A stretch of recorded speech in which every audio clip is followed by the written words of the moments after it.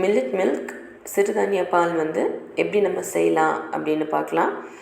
இதுக்கு வந்து நம்ம இன்றைக்கி வரகு எடுத்துருக்குறோம். வரகுக்கு வந்து 1 கப்பு எடுத்துகிட்டு நல்லா ஒரு 2-3 டைம் அலசிட்டு 3 கப்பு தண்ணியில் 6 மணி நேரம் ஊற வச்சு எடுத்துக்கலாம்.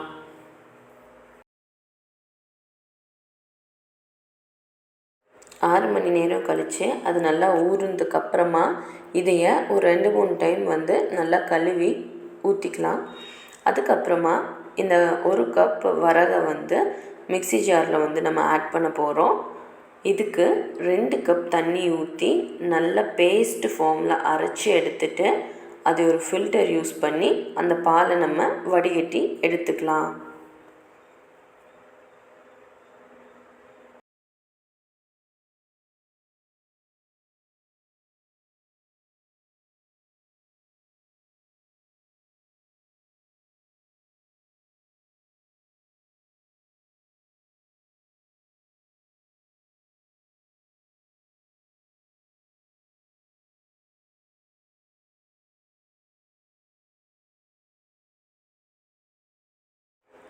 அந்த பாலை வந்து நம்ம ஒரு கனமான பாத்திரத்துக்கு மாற்றி அதுக்கு தேவையான அளவு சர்க்கரை, ஏலக்காய் தூள் இல்லாட்டி நீங்கள் ஏதாவது எசன்ஸ் கூட இதுக்கு நீங்கள் ஆட் பண்ணிக்கலாம்.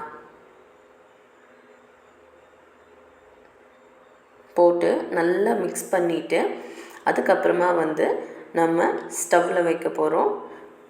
இது வந்து சிம்மில் 20 மினிட்ஸ், அதாவது 80 டிகிரி செல்சியஸ் ஆனதுன்னே ஆஃப் பண்ணிடணும். லைட்டாக பாயில் பண்ண ஸ்டேஜ் ஆகும் இல்லைங்களா, ஒரு பபுள் வர ஸ்டேஜ் அப்போ நீங்கள் ஆஃப் பண்ணிவிடுங்க. நீங்கள் ரொம்ப விட்டீங்க அப்படின்னா இது வந்து நல்லா வெந்து போகிற அளவுக்கு ஆகிடும். ஸோ சிம்மிலே வச்சு லைட்டாக மிக்ஸ் பண்ணிட்டுருங்க. ஒரு பாயில் வந்ததுக்கப்புறமா நீங்கள் ஆஃப் பண்ணிவிட்டு ஆற வச்சுடுங்க. ஒரு 40 டிகிரி செல்சியஸ் இது ஆறுனதுக்கப்புறமா வந்து நம்ம ஒரு கண்ணாடி பாட்டிலில் மாற்றிக்கலாம். கண்ணாடி பாட்டிலில் மாற்றிட்டு நல்லா கை பொறுக்கிற அளவுக்கு சூடு, லைட்டாக சூடு இருந்தாலே போதுங்க. மூடி போட்டு மூடிட்டு டபுள் பாயிலிங் மெத்தட் வந்து அடுத்தது பண்ண போகிறோம். இப்போ உடனே குடிக்கிறீங்க அப்படின்னா இதோட போதும்.